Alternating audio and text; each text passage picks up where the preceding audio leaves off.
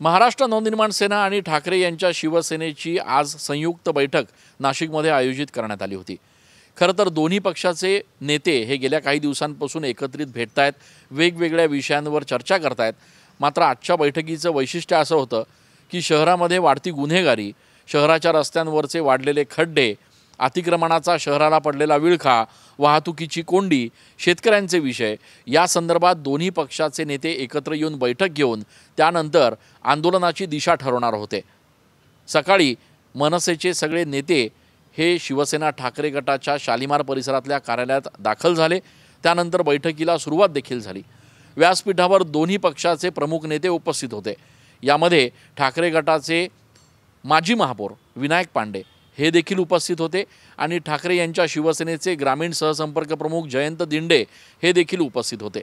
शहरामध्ये नेमकी काय परिस्थिती आहे याबाबत नेत्यांनी भाषण करायला सुरुवात केली। यावेळेला जयंत दिंडे यांनी देखील भाषणाला सुरुवात करत असताना वेगवेगळ्या मुद्द्यांना स्पर्श केला। याच दरम्यान नुकत्याच झालेल्या विधानसभा निवडणुकीमध्ये जे ठाकरे यांच्या शिवसेनेचे उमेदवार होते वसंत गीते, त्यांचा पराभव झाला त्याची कारणमीमांसा जयंत दिंडे करत होते। MD ड्रग्सचा अत्यंत ज्वलंत असा विषय आपण तळागाळापर्यंत सर्वसामान्यांपर्यंत पोहोचवून शकलो नाही, पोहोचवण्यात अपयशी ठरलो, अशी काहीशी भावना जयंत दिंडे यावेळेला जाहीर करत होते। मात्र याच ठिकाणी बसलेले विनायक पांडे यांनी या शब्दांना आक्षेप घेतला।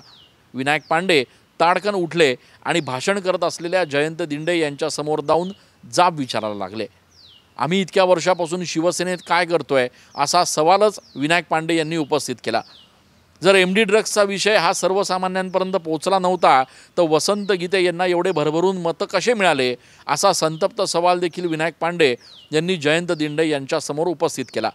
दोघांमध्ये काही काळ बाचाबाची झाली आणि त्यानंतर तडकाफडकी विनायक पांडे हे बैठक सोडून खाली निघाले।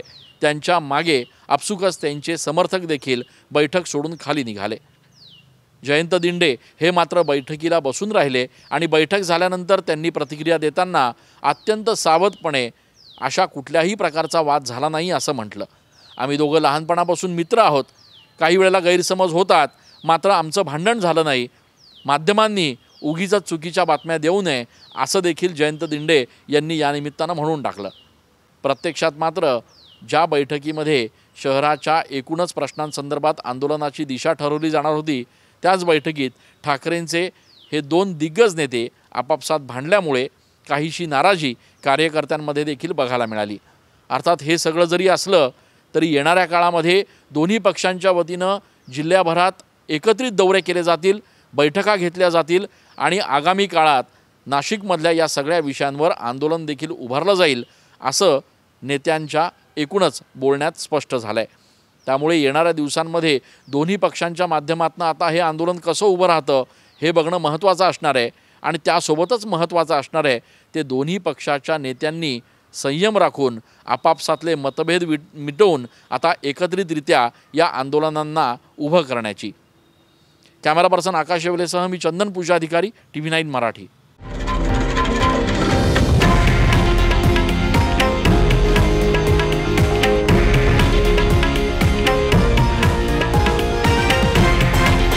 हे आहे देशातील नंबर 1 न्यूज नेटवर्क आणि आपण पाहत आहात TV9 मराठी, एकमेव।